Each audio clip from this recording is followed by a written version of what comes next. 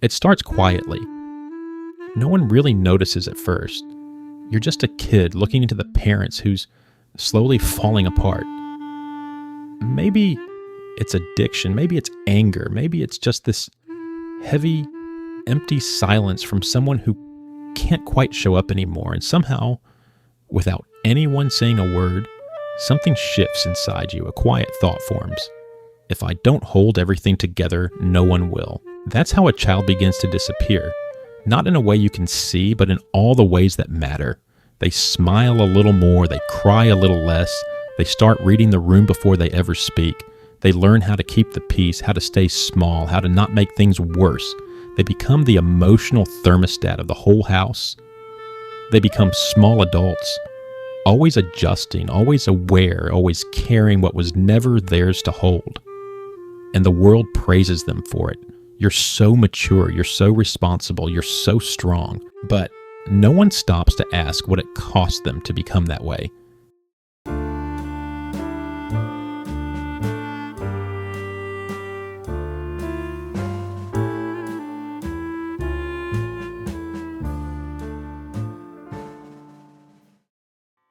This is the grief nobody talks about, the grief of children who had to grow up before they were ready. And here is what nobody tells you. Today, we're going deep inside the psychology of that child because the effects don't vanish with age. They shape you. They follow you into relationships, careers, works, and your sense of worth.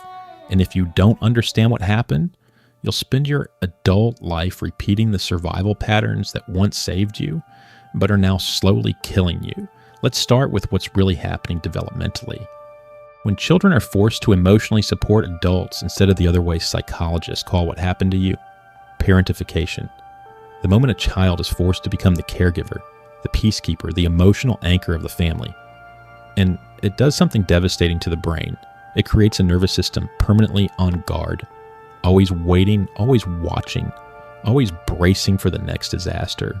You learned that love had to be earned, that your needs were a burden, and theirs were always the emergency. So you vanished, not from the room, but from yourself. And in your place, a performance began. You became the good one, the reliable one, the friend everyone called at 2 a.m. but never thought to check on. And you wore that identity so perfectly that even you forgot there was someone underneath it screaming to be seen, because the child you buried is still there, still waiting, still asking the question that broke them. Why didn't anyone come for me? As you get older, the wounds don't disappear. They just wear different clothes. You push people away before they can leave. You refuse help because needing people still feels dangerous. You stand in the middle of beautiful moments and feel nothing, because joy was never safe. Happiness always meant something was about to be taken away. You can't rest, because rest feels like failure, because the only time you ever felt worthy was when you were useful. And the most painful part? You don't even realize you're still surviving, because chaos was your normal. Stillness feels wrong. Peace feels like a trap. Love itself starts to feel like a debt, like something you'll eventually have to pay back. So you keep waiting for it to be taken away, and yet you kept choosing connection, even when it cost you everything, because children will abandon themselves completely before they let go of the people they love. That is not weakness. That is a child doing the only thing their nervous system knew how to do. But the tragedy is this. The thing that saved you then is the thing that is slowly destroying you now. You overachieve because somewhere inside you still believe love has to be earned.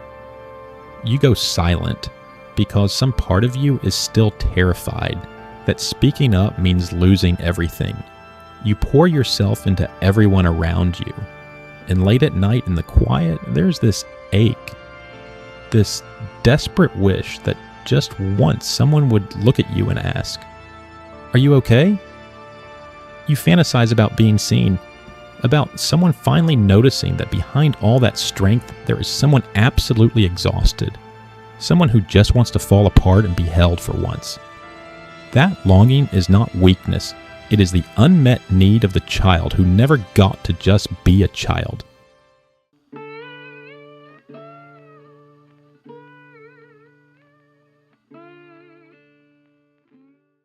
Healing does not begin with fixing yourself. It begins with finally telling yourself the truth about what happened. Because right now, you are still lying to yourself. It wasn't that bad. Others had it worse. I turned out fine. But fine is just another mask. And somewhere deep inside, you already know that. The child you were grew into an adult who cannot feel safe anywhere, not even in calm rooms, not even in love, not even in their own skin. You apologize for crying. You flinch when someone compliments you. You have confused being exhausted with being successful.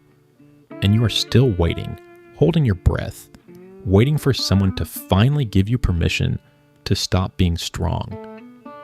But nobody is coming. And that is one of the hardest truths you'll ever have to face. The rescue you have been waiting for your whole life has to come from you. You have to go back for that child. You have to be the one who finally says what no one else ever said. You didn't deserve any of that. You were just a child, and you are allowed to rest now. This is what shadow work actually is. Not positivity, not performance. It is turning toward the darkest, most abandoned parts of yourself and refusing to look away. It means sitting with the grief you never had time to feel, the rage, the sorrow, the birthdays where no one showed up, the innocence you lost protecting people who should have protected you. And I need you to hear this. That grief is not you breaking. That grief is you finally healing. What has been frozen inside you for years is finally beginning to thaw. Saying no still feels like betrayal. But listen carefully, these are not who you are. These are survival strategies, things you learned, things that kept you safe once, and things you can finally unlearn. Ask yourself, what did that child need that they never received? Sit with that question, let it hurt. Maybe they needed someone to say it was not their fault. Maybe they needed someone to actually ask how they were doing. Maybe they just needed to laugh without fear, to rest without guilt, to be a child without consequence. And slowly, very slowly, you begin to give those things to yourself, not to erase the past, but to finally stop living inside it. This is how you stop searching for a parent in every person you love. This is how you stop confusing anxiety with intuition. This is how you stop running from yourself. Healing is not about becoming a brand new person. It is about remembering the person you were before the world broke you open and told you who to be. Your maturity was never the problem. The problem was that you were never given a choice. But now you have one. You can choose to be soft now. You can choose to rest. You can choose to stop carrying everyone else and finally carry yourself. There will be hard days, days where you feel small again, like that child standing in a dark hallway, waiting for someone to come. And when those days come, let them. That is the child finally feeling safe enough to come home. You're not broken. You never were. You were a child, handed an impossible weight, and you carried it the only way you knew how. But you do not have to carry it anymore. You are becoming whole, maybe for the very first time. Not through pressure, not through fear, but through truth. You never had a childhood, but you still have a future, and this time you get to write it.